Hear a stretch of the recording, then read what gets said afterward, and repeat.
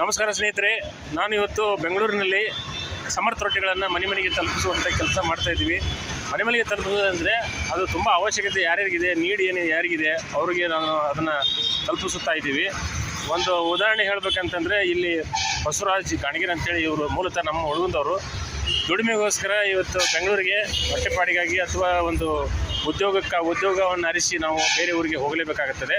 ಅಂಥ ಒಂದು ಸಂದರ್ಭದಲ್ಲಿ ಮುಖ್ಯವಾಗಿ ನಮ್ಮನ್ನು ಕಾಡುವಂಥ ಒಂದು ಇದು ಅಂತಂದರೆ ಊಟದ ಒಂದು ವ್ಯವಸ್ಥೆ. ಊಟ ಚೆನ್ನಾಗಿದ್ದರೆ ಒಳ್ಳೆ ನಿದ್ದೆ ಆಗುತ್ತೆ, ಹೊಟ್ಟೆ ತುಂಬ ಊಟ ಆಗುತ್ತೆ, ಒಳ್ಳೆ ಕೆಲಸ ಮಾಡ್ಬೋದು, ಸಂಪಾದನೆ ಮಾಡ್ಬೋದು.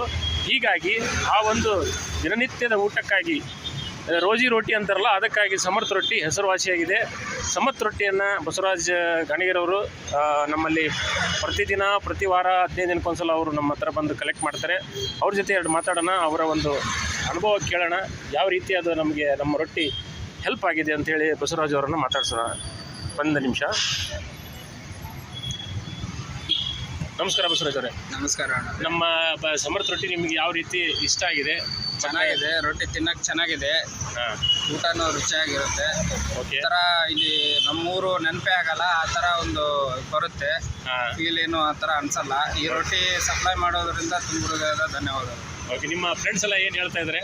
ಚೆನ್ನಾಗಿದ್ದಾವೆ ಅಂತ ಹೇಳ್ತಾ ಇದ್ದಾರೆ. ನಮ್ಮ ಫ್ರೆಂಡ್ಸ್ ಎಲ್ಲ ತೊಗೊಂಡು ಹೋಗ್ತಾರೆ, ಚೆನ್ನಾಗಿದ್ದಾವೆ ಅಂತ ಹೇಳ್ತಾ ಇದ್ದಾರೆ. ನಿಮ್ಮ ಜೊತೆ ಊಟ ಮಾಡಿದಾಗ ಅವರು ಕೂಡ ಇದನ್ನ ಖುಷಿ ಆಗ್ತಾರೆ, ಖುಷಿ ಪಡ್ತಾ ಇದ್ದಾರೆ. ಎಲ್ಲ ಪಲ್ಯದಲ್ಲೂ ಇದು ಒಂದು ಸ್ವಲ್ಪ ಇದಾಗುತ್ತೆ, ಕಾಂಬಿನೇಷನ್ ಆಗುತ್ತೆ.